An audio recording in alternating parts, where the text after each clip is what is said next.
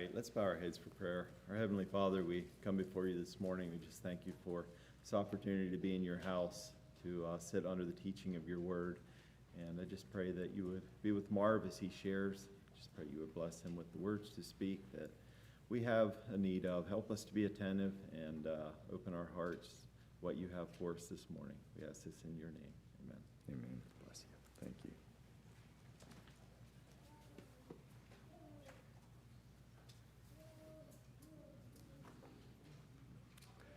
It's good to be here with you all again. I had a good time talking to and interacting with the intermediate class. With it being close to Thanksgiving, we talked about something that has been on my mind a lot, and I've been involved in different discussions with different people about this, and that is, what do we consider blessings in our life?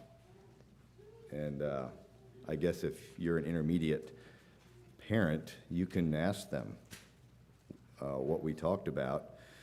But in short, the challenge I left was that a blessing is not a blessing until you are responsible with it, which responsibility would have been in the context of using it for a good purpose. What we enjoy today is not really the blessings in the New Testament. The clothes we wear, the food we eat, the houses we live in, the cars we drive, the money we have. You don't find those considered blessings in the New Testament. What you do find as blessings in the New Testament are of a spiritual nature, and we're encouraged to be responsible with those things we call blessings and use them to build the kingdom, to share with others that have need. And when we are responsible with what we generally call blessings, then they truly become blessings. But if we hoard them and are selfish with them, they can actually become more of a curse. So some food for thought. Today I want to talk about a subject that is often talked about, but it's mentioned here in 1 Corinthians. We have another section of verses we want to look at today and really want to get through 1 Corinthians. So welcome to the visitors, welcome to the church family, and hopefully this can be inspirational for you today. We want to talk about wisdom, and we'll start reading in verse 18 of 1 Corinthians 1, when Paul is addressing the Corinthian church. And for those that, well, just to remind those that were here last time that I preached, and for those that weren't here, we talked about the context of the book of 1 Corinthians. And we talked about Corinth and the history of Corinth, some interesting things about Corinth. But one thing to keep in mind as we're reading these verses today is the diversity of the people that he was writing to. There was likely people from all over the known world in some sense. So it was a very diverse group of people, probably, in the church here, because there was certainly a very diverse group of people in Corinth.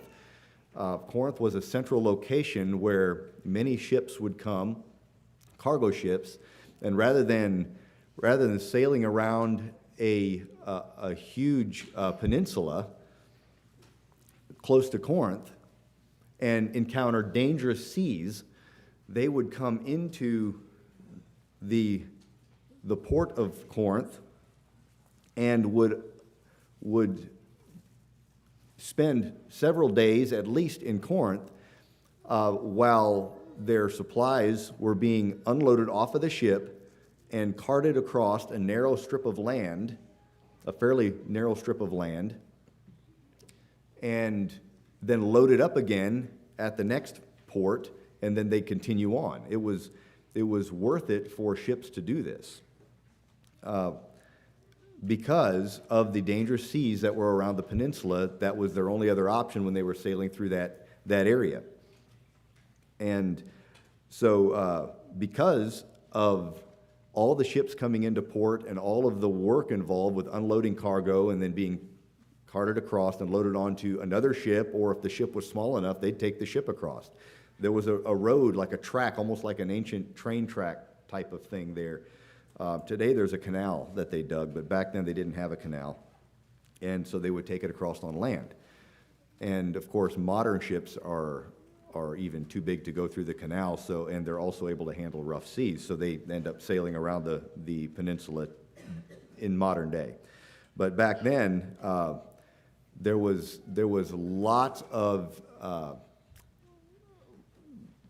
going on in the town of Corinth. It was a booming town. They charged a tax to do the work, and the sailors would spend days in Corinth, and they would spend money there, and they would do all sorts of things, including immoral things. There was lots of gods and temples that had to, you worship them. They had temple prostitutes that were very active in the area, so it was a very evil town as well. And in the middle of that, Paul came, very likely, in my opinion, due to the fact that there was a Jewish synagogue in Corinth. He came and began preaching Christ when he left Athens. And so it was in the middle of all this diversity and all this darkness that the church of Corinth was planted. And there was all sorts of different ideas and thoughts, very likely introduced by different people that came. Lots of philosophy, lots of ideas floating around.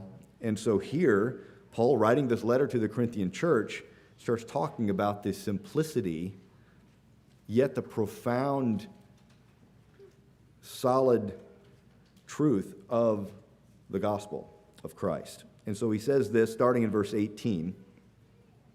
In fact, I want to just include verse 17. He says that he makes this point that Christ sent me not to baptize. And that was different than the call that God placed on the life of John the Baptist. God had sent him with a message, but he also sent Paul with a message to the Gentile church. And it was not to baptize, but to preach the gospel. Then he says this, not with wisdom of words.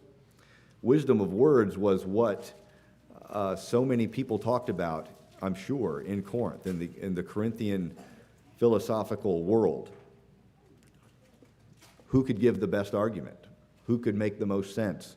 Who could convince the most people that their way was the right and true way? But he says, not with wisdom of words, lest the cross of Christ should be made of none effect. Meaning, in my own words, that if he was attracting people by his educated, well-spoken demeanor, then someone might miss the simplicity and the truth of the gospel itself, being that Christ came and died for sinners and rose again. And then in verse 18, for the preaching of the cross is of them that perish foolishness. And I'm sure they experienced lots of this in the Corinthian church, where someone may come in and hear the message of the cross and leave shaking their head thinking it was such foolishness. And perhaps even more than anyone might have been the Jews that would come. And because the Jews in Corinth ended up largely rejecting, from what I understand, the gospel message there. And so he says, the preaching of the cross is to them that perish foolishness, but unto us which are saved, it is the power of God. It is the very power of God on display. For it is written, I will destroy the wisdom of the wise and bring to nothing the understanding of the prudent. And that comes from a quote from Isaiah. And then he says, where is the wise? Where is the scribe? Where is the disputer of this world? And the disputer of this world would have been like a debater. And probably there was lots of those represented in Corinth. And they were probably very active. They probably had a big audience. Those that were considered wise, those that were scribes, those that were great debaters. Then he says, hath not God made foolish the wisdom of this world?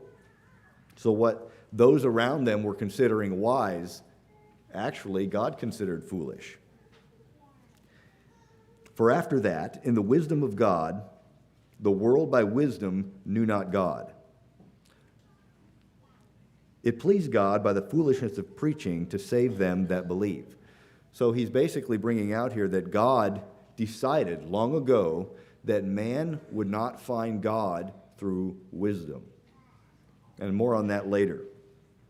He says, then after that, after he decided that, after that, in the wisdom of God, the world by wisdom knew not God, it pleased God by the foolishness of preaching to save them that believe. For the Jews require a sign, and the Greeks seek after wisdom, but we preach Christ crucified. Unto the Jews a stumbling block, and unto the Greeks foolishness, but unto them which are called, both Jews and Greeks, Christ, the power of God, and the wisdom of God. Because the foolishness of God is wiser than men, and the weakness of God is stronger than men. That really puts what Paul was trying to say in perspective, I think. The foolishness of God is wiser than men. Think about that for a little bit. We have a wisdom that we naturally seek after as humans. Things that make sense. Wisdom in its simplest form is being able to take knowledge and use it in a way that benefits you and others. That would be kind of my own definition of wisdom. Wisdom is different than knowledge. It's different than understanding. It's being able to take knowledge and the understanding of it and use it in a way that's beneficial to yourself or someone else. And again, more on that. But the foolishness of God is wiser than men, and the weakness of God is stronger than men. For you see your calling, brethren, how that not many wise men after the flesh, not many mighty, not many noble are called. You see, because God had already decided that man would not find him through wisdom. But God hath chosen the foolish things of the world to confound the wise. And you see that carried out in Jesus' ministry. When you see the parables that he gave and the miracles he did, those that responded were not the wise. It was those that the world considered foolish. They heard his message and they came. God has chosen the foolish things of the world to confound the wise, and God has chosen the weak things of the world to confound the things which are mighty. It making no sense whatsoever to the one that seeks after authority and might and power in this world, that Christ would humble himself and be obedient even unto death. This is interesting. This is ongoing right now. A clip recently came out of a man that has the most popular podcast probably of all time, and his name is Joe Rogan. Him trying to understand the simplicity, the profound simple truth of the gospel. He says, what was that representing? What is it even about? To think that there was a historical figure, that's pretty factual, and he believes it, by the way, that there was a historical figure that was called Christ, and that he had the best plan for humanity. I'm trying to remember, I'm sure I'm not saying his exact words, but he had the best plan for humanity, and he actually supposedly gave his life for our sins, and he didn't resist it. He gave his life. He didn't try to fight. It's just mind-blowing to him. He cannot comprehend the fact, but as we'll see later, that demands the attention of anyone that's trying to find what this is all about. It demands the attention because of the results. It demands the attention of the greatest minds of our time.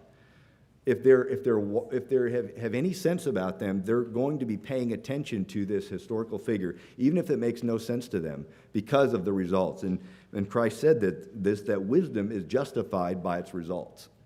And look at the Christian, we can say the Christian church is in disarray, and perhaps in many places it is, but yet the Christian church is growing in the midst of darkness, in defiance of so many people trying to snuff it out. In persecuted countries, the church just grows. It's not able to be put out, historically or presently. And then he says here, okay, continuing on, He's chosen the weak things of the world to confound the things which are mighty, and base things of the world, and things which are despised. Surrender, obedience is despised by the world today. Submission is despised by the world. But that's what God chose. That the most mighty among us that ever walked the earth, in submission and in surrender, gave his life and became wisdom itself. That's fascinating. It's fascinating when you stop and think about it, even if you've grown up with it and it's common knowledge to you. When you stop and really think about the likelihood of that, you can understand why the angels even want to know more about our Christ and what he did. It's something they desire to look into. Things which are despised hath God chosen, yea, and things which are not, to bring to naught things that are. Things that people consider nothing at all. They don't even give it a second thought. No one with a worldly mind considers the possibility of that the right path is the one that would lead to Christ.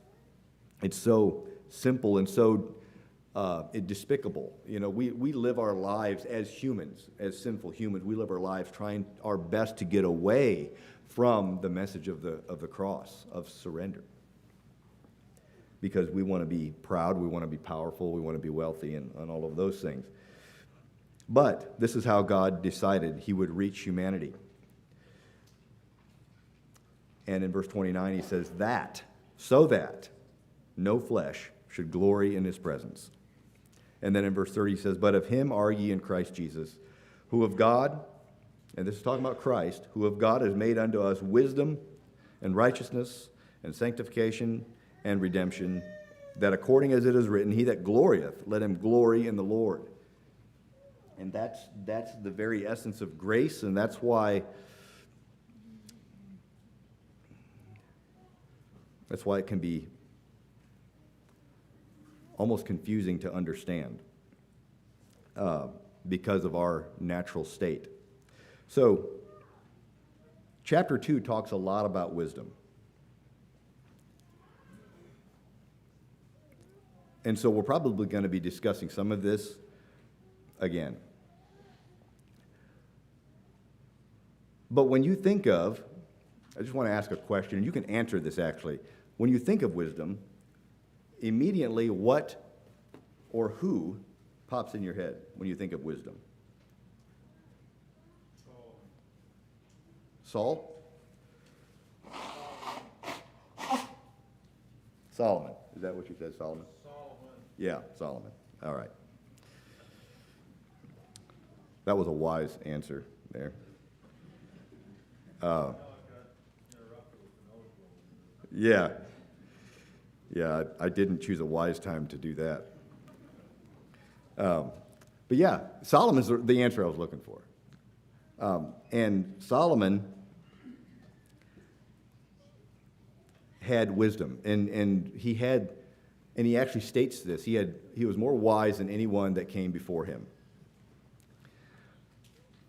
Is there, and I'll just ask this question, you don't have to answer it. I'll try to answer it.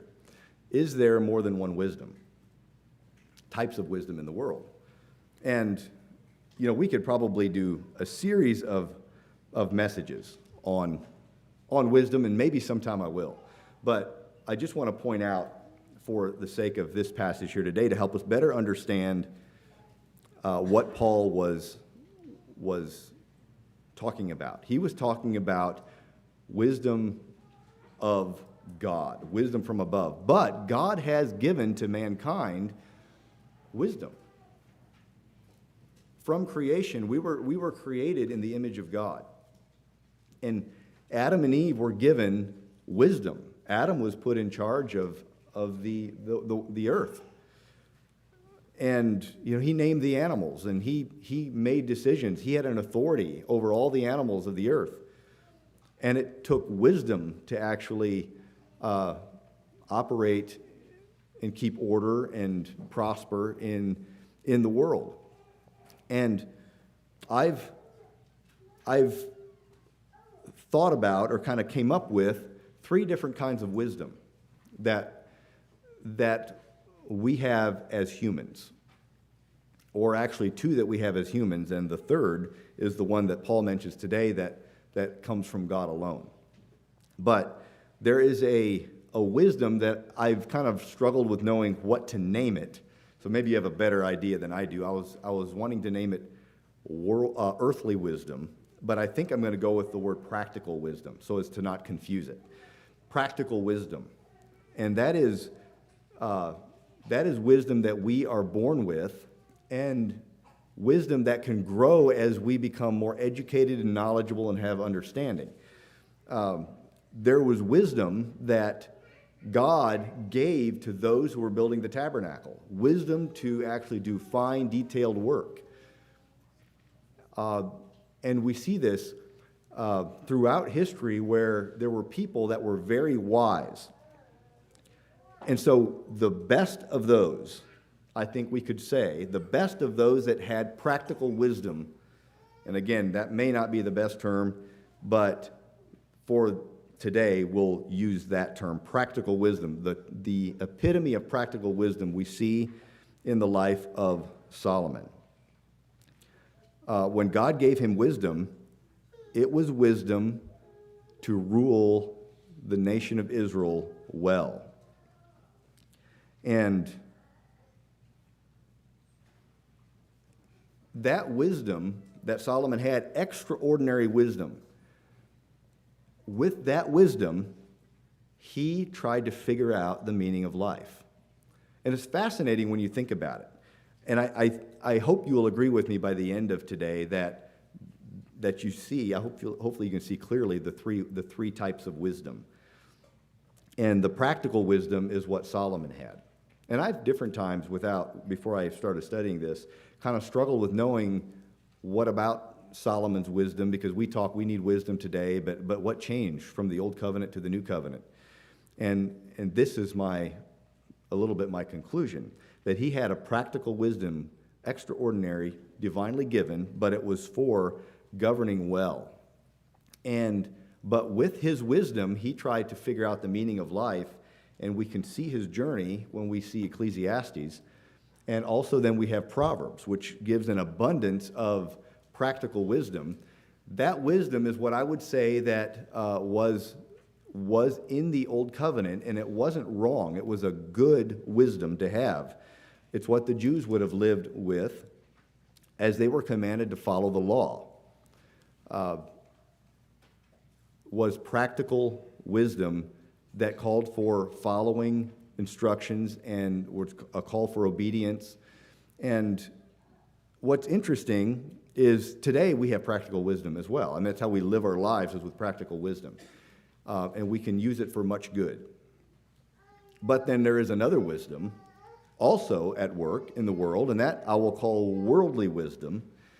And that's really attached, it's really the same as practical wisdom, but with a different perspective. For someone that is actually living selfishly, for someone that is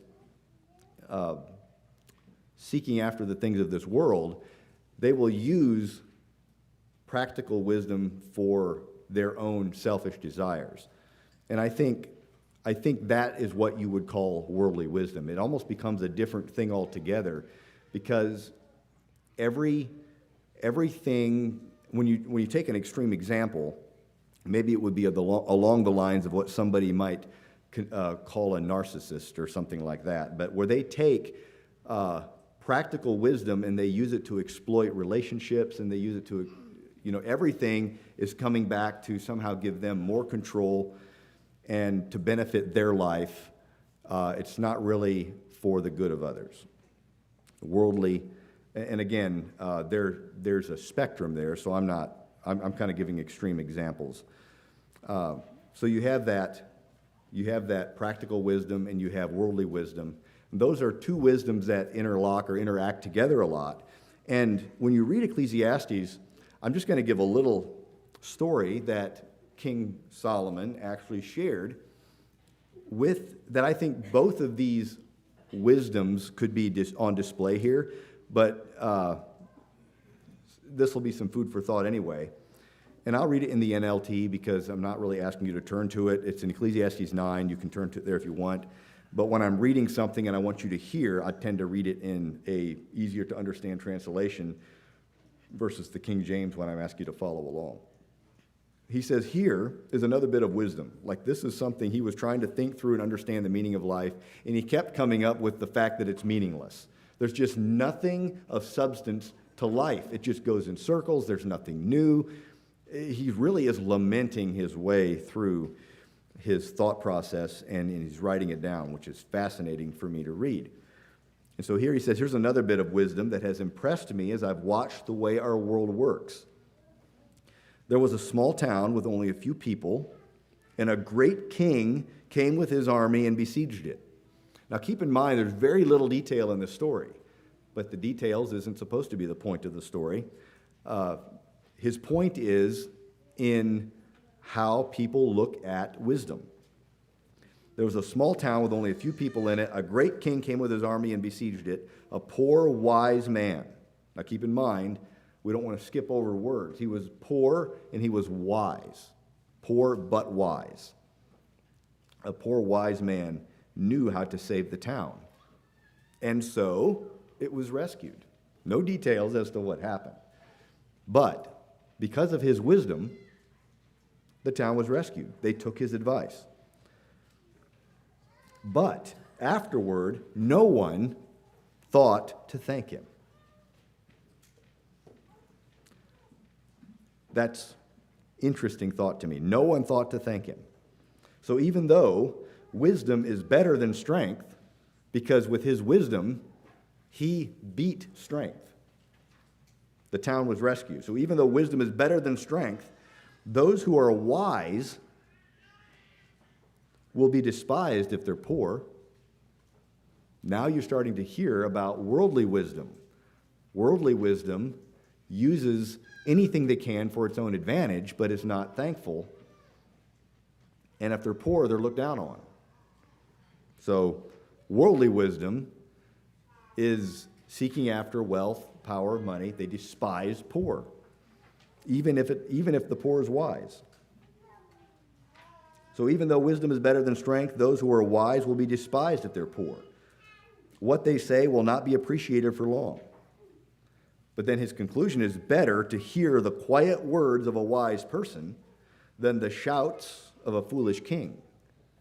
But often, in fact, I would say most often, we tend to hear the shouts of the foolish king because he has authority. He can give consequences. He has power. He has influence.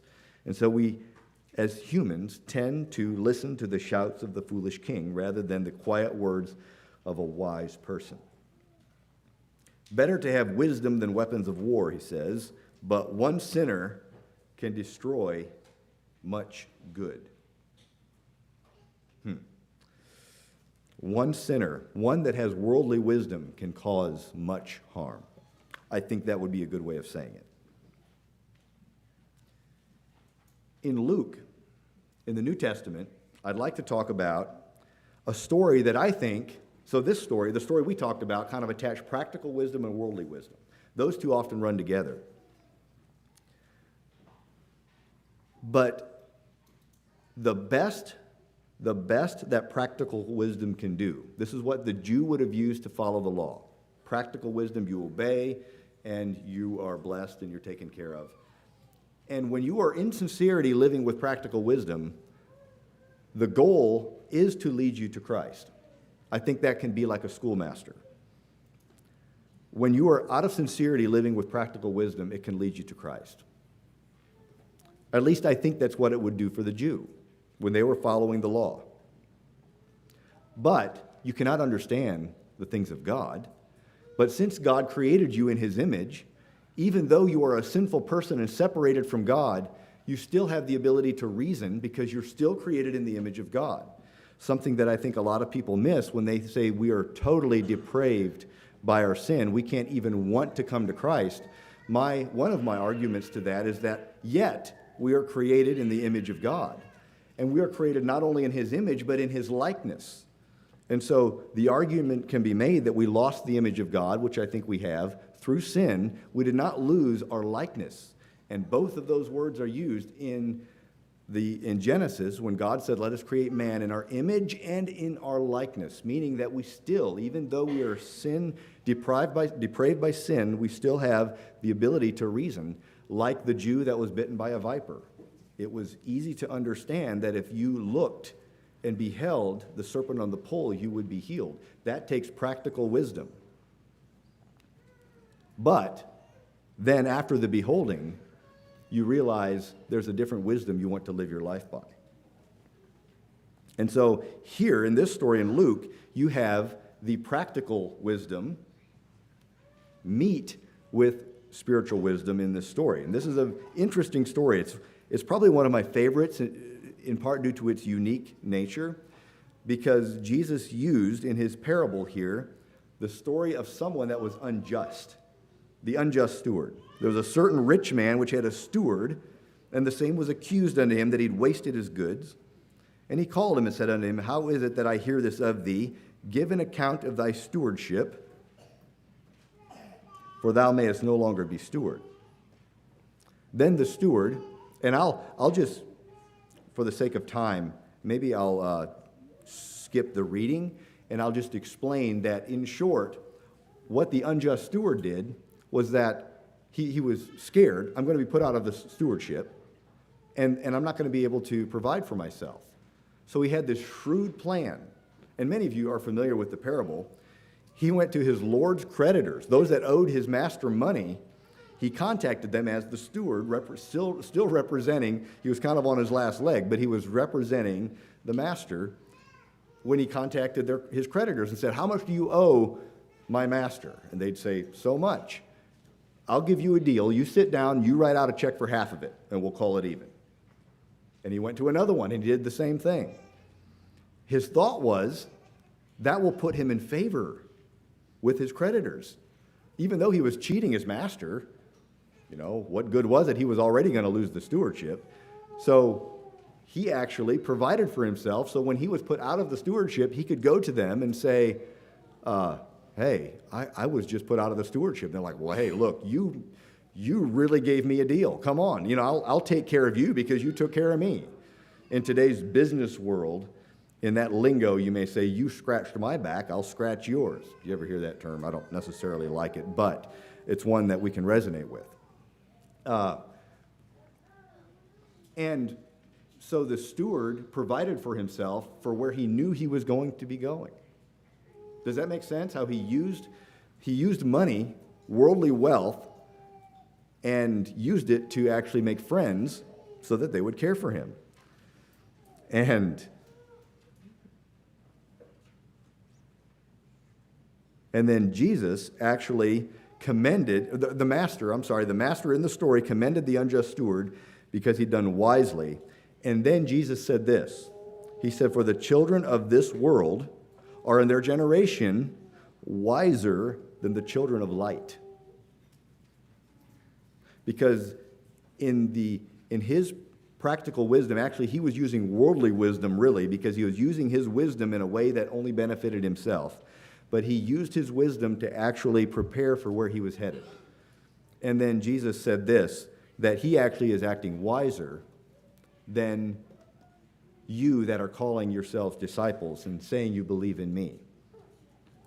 And then this was his conclusion. I say to you, make to yourselves friends of the mammon of unrighteousness, which is to say worldly money.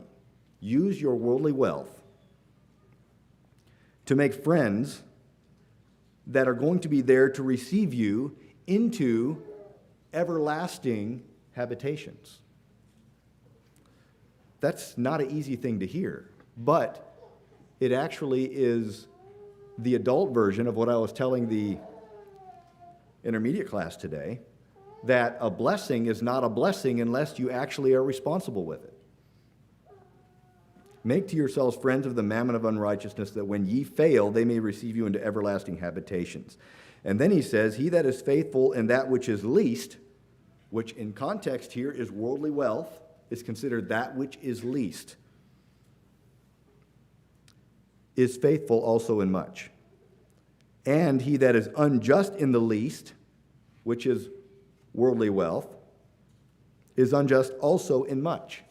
What's the much? I think often we think much is just more worldly wealth. But the context here is actually the much is that which leads us to everlasting life, to everlasting habitations. So the much here is spiritual truth, spiritual blessing, spiritual responsibility. And then he says, if therefore ye have not been faithful in the unrighteous mammon, or that which is least, who will commit to your trust the true riches, which is the spiritual wisdom that Paul's talking about in 1 Corinthians? Who will commit to your trust the true riches? True riches. And if ye have not been faithful in that which is another man's actually puts the fact that we're stewards right up at the front. Worldly wealth is not given to us to be ours. It's given to us as a responsibility to be able to build the kingdom. If ye have not been faithful in that which is another man's, being faithful with it is living in the name of the man who gave you the worldly wealth. Who shall give you that which is your own, which is salvation? There's more that we can say, but one of the best evaluations, you could say, or examples that I thought of that I'll just share in closing here, I want to challenge you to evaluate what wisdom are you living by. And I say that, really, the direction this message really took, even though, of course, I want to stay in context and with the heart of what Paul was saying, and I feel that I am. I want to help us to understand in the message today the importance of making sure that we are living with true spiritual wisdom and not trying to live the Christian life with practical wisdom. I think that's our tendency as Christians, and it keeps us from growing in Christ. It stunts our faith when we approach the Christian life and try to live it with a practical wisdom. Now, of course, the Christian life is all about practical living, but we have to live it with the perspective of the cross, the perspective of surrender, of obedience, in the sense that what we do is not to earn our salvation. But that doesn't mean that what we do doesn't matter. What we do does matter. It affects our faith. It affects the faith of those around us.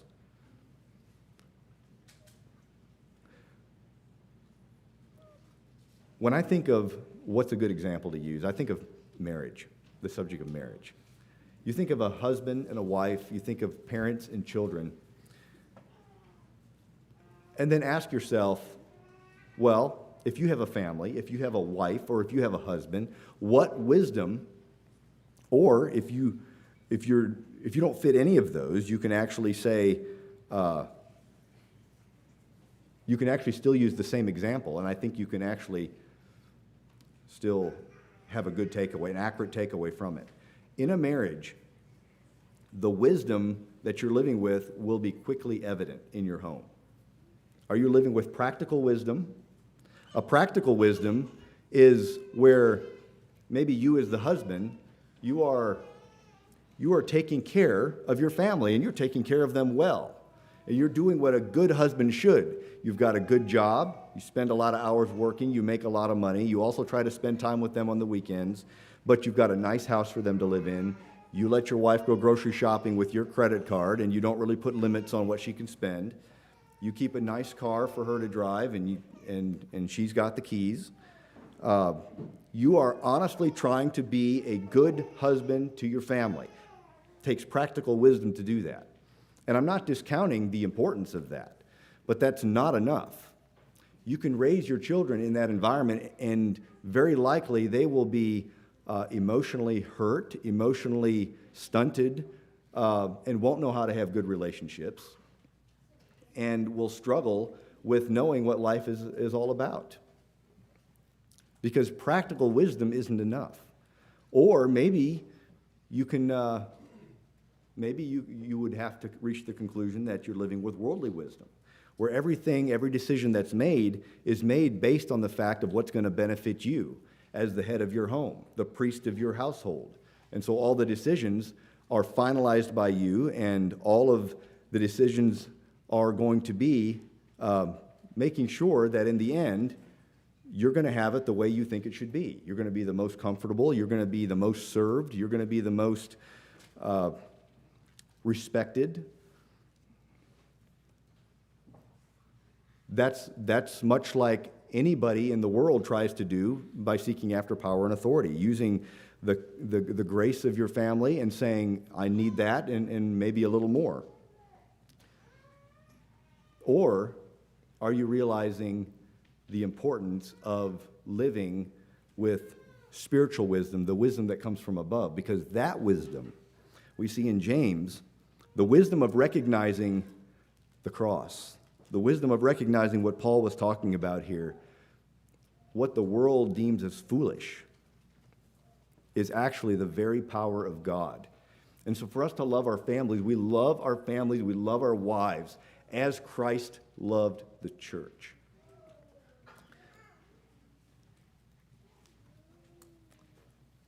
He used his authority to provide and protect, to lead, but not to lead in your own path, but to lead along green pastures and beside still waters that restores the soul.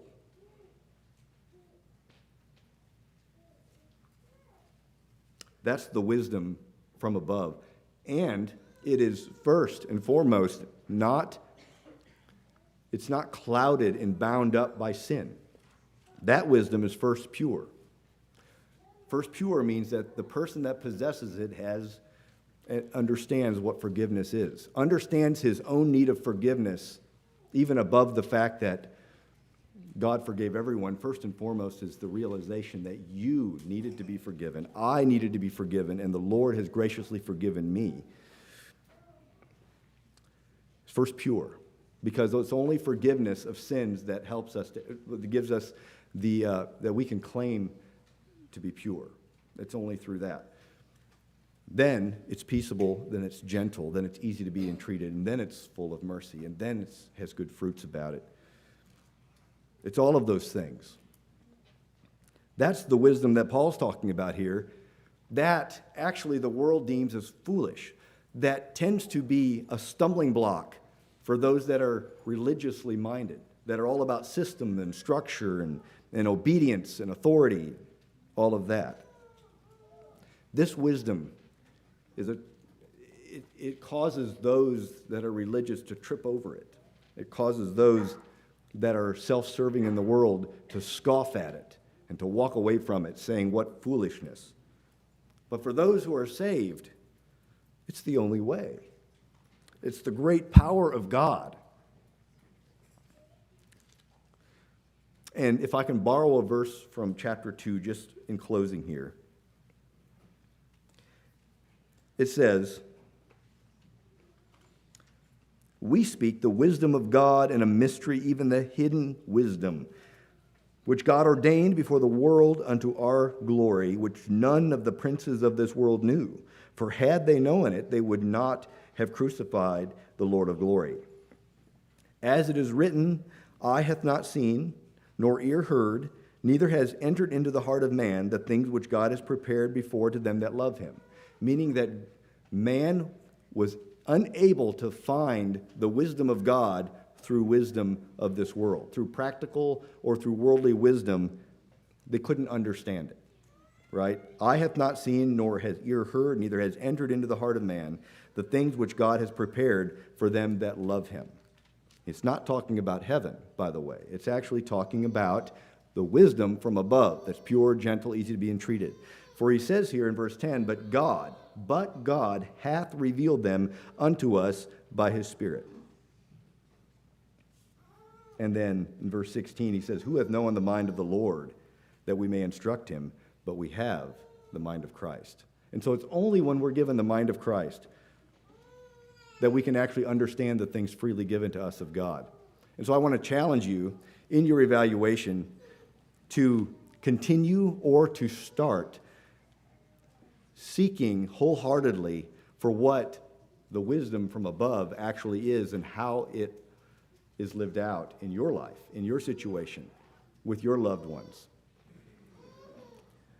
That's when faith can take root and start growing. So much more that could be said, but we'll wait till next time. Lord bless you, and thank you for your attention.